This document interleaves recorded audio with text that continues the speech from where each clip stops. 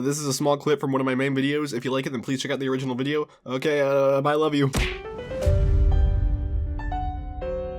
Bidiots is to this day one of the most complicated games in the Jackbox series. Surrounded by a bunch of pretty straightforward games, this game sticks out big time, and it's still pretty hard for me to even wrap my head around while I play it. Bidiots is a drawing game taking place in an art auction. You and up to 5 other players are each given 2 prompts and will have to draw both of them to create 2 art pieces. Both of your pieces will be assigned a secret monetary value, one high and one low, but you won't be told these values. Everyone's given different prompts, but they'll all be very similar in theming, to the point where most of the resulting paintings are going to look very similar to each other. For example, one of our games had us all receiving a prompt with a driving theme. We had stuff like car accident, demolition derby, awful drivers, etc., resulting in 6 car-related paintings that could all theoretically fall under the same title. The reason for this is, after everyone's drawn their 2 paintings, it's time for the art auction, where everyone's drawings are displayed one at a time. During this portion of the game, everyone gets $3,000 and must use it to bid on these masterpieces auction style, with the goal of buying them for a lower price than the value they were initially assigned, so you can then resell them at that value for a profit. The problem is, all you get to see is the painting. You don't know the title of it or how much its monetary value is, so you'll have to do a bit of deduction to figure out how much you should bid for it to make a profit. This can be done in a couple of ways. Firstly, each player is secretly told the monetary value of 3 random painting titles. So if you see a drawing on the screen that looks like it belongs to one of these titles, then you just might know how much its value is, and thus how much you could bid on it to make a profit. However, like I said, many of these drawings will look very similar to each other due to the overarching title theme, so even if it looks like you've got the value of the current painting, be careful, because the drawing on the screen could just as easily be under a different, less valuable title that just happened to produce a really similar visual. Occasionally, you'll also be given a little hint at the bottom of your screen telling you exactly which player knows the monetary value of the current painting, encouraging you to watch how they bid to gauge whether or not you should too. Using these little hints and social cues, you gotta try your best to make as big of a profit as possible by buying high value paintings for significantly under their price. And all the while, it's also a good idea to try to trick other people into buying low value paintings for high in an attempt to waste all their money, which can be done by acting like the current painting is worth a lot when it may not be. Also, do note that if you're the artist of the painting currently being displayed, regardless of its value, you want it to sell for as high as possible, since half the money spent on your paintings goes directly to you. The bids all start at $400, and each player can one-up the current bid in $100 increments until eventually the bid gets so high that no one adds to it anymore, and someone ultimately wins it, revealing the true price of the painting and the amount of money gained or lost by the player who bought it. This process repeats for every drawing submitted, and the winner is the player with the most money at the end. That's pretty much the gist of it, but there are 2 more key features that get introduced halfway through. The first is the screw feature, returning from You Don't Know Jack. Each player gets 1 screw per game, which can be used on another player at any moment to force them to raise the current bid by $100 using their money, whether they want to or not. The only way that person can get out of buying the painting after that is if someone else decides to bid higher. This is a sick and twisted game mechanic, but I love it. What can I say? I just love screwing people over when they're too far ahead for my liking. The only shitty parts of this are that 1, you might accidentally be handing that person a high value painting, resulting in a large profit for them, so try to avoid that. And 2, if you use a screw on someone who can't afford the current bid, it just straight up wastes the screw, which I find really annoying because the game doesn't tell you how much money each player has. Just let me put them in debt. And the last feature at play in this game is the predatory loans. A ways into the game, you gain the ability to call for a $1,000 loan to use towards more bids, but for each of these loans you take out, you'll have to pay back $1,500 at the end of the game, so you should only do this if you can ensure that it will result in more profit for you at the end of the day. Alright, now that I've explained all the mechanics of the game, let's just get into it.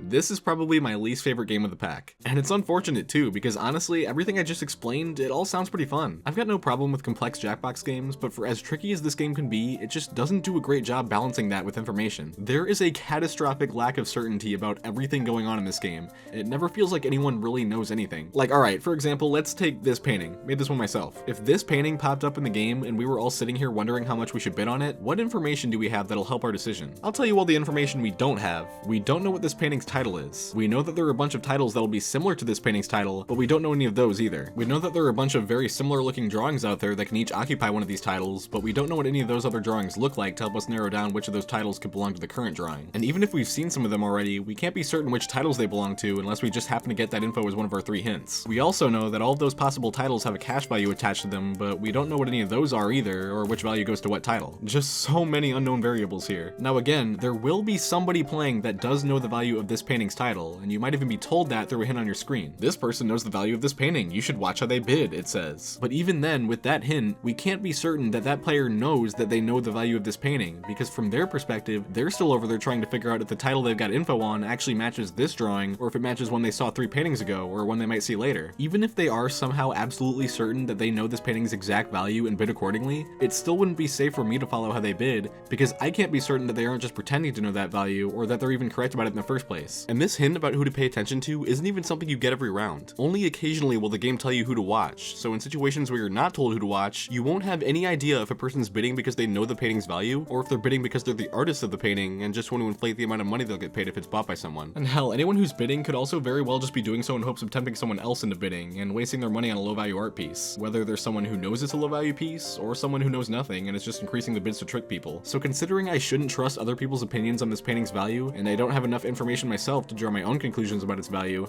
what do I do here? You see what I mean? It feels like there's never any real justification for bidding on any painting because I don't have a lick of concrete information about any of them. I appreciate the very few hints that were given, but they really don't help that much. The game just drags as a result of this. Any shred of social strategy is undermined by the fact that nobody is ever guaranteed to know the value of a painting, which gives you little reason to actually pay attention to what they're doing. They're probably just as clueless as you are. I just sit through this game, either making mindless bids that aren't backed up by any meaningful information because there isn't any, or just hesitating to bid at all because I don't know if I should or not. I have no idea what anything's worth, so why risk the money? I think a lot of people seem to agree that this game doesn't give players enough info to work with, and the most commonly proposed solution I've heard to this is to allow every player to know the value of every painting title, not just 3 of them. I agree that a change needs to be made here, but I don't think that should be it. If each player knew every title's value, then every time a painting was shown, people would just rush to find the closest matching title, learn the value, and then bid accordingly. Everyone can't know each painting's value, or you just get a bunch of situations where people break even with the assigned values and never go under or over. The social strategy and deception aspect would vanish completely. Instead, I think a good way to improve the game would be to still only give each player the value of 3 titles, but to also display a handful or every other possible painting title as well, alongside which player knows the value of each title. This way, you'd know all of the possible artwork titles, which I think you deserve to know, and you'd still have to figure out which title on the list matches the current painting, but then once you do, you're not just given the value right then and there, you're told which player you should watch, meaning that the way you bid has to be informed by their behavior. This would also increase players' incentives to actually draw their prompts well, since the closer the drawing matches its title, the easier it'll be to identify said title when the drawing comes up, and the easier it'll be to figure out who on the list you should be paying attention to. Right now, there's not much incentive to draw your prompt well at all. In fact, I'd argue that drawing poorly actually makes things more ambiguous for everyone else, which completely works in your favor. Ultimately, in its current state, I can't really bring myself to enjoy Bidiots. If they were to implement changes to give the players a bit more info and not leave them in the dark about everything, I could genuinely see myself enjoying this game. The concept is honestly really enticing, but as it stands right now, there's just way too much guesswork involved for me to find it enjoyable, and honestly, it just feels like a long, mindless slog. I bet there are plenty of people out there who can still enjoy this game despite the severe lack of information given, but as for myself, this has got to be one of my least favorite Jackbox games to play.